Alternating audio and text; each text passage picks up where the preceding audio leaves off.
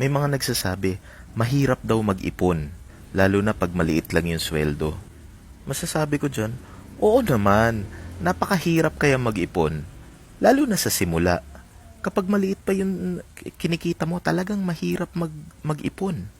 Kasi kung madali lang mag-ipon, edi sana mas maraming tao yung maayos yung buhay. 'Di ba? Kaya lang, kung hindi mo pipilitin yung sarili mo na matuto mag-ipon, edi isang kahig isang tuka ka na lang habang buhay. Mahirap mag-ipon, totoo yan. Pero kailangan gawin. Kailangan mo matutunan na disiplinahin yung sarili mo. And yung pag-iipon, level 1 pa lang yan. Level 1 pa lang yan sa financial literacy. Marami pang dapat matutunan. Hindi ka yayaman sa pag-iipon lang. Pero yan kasi yung simula.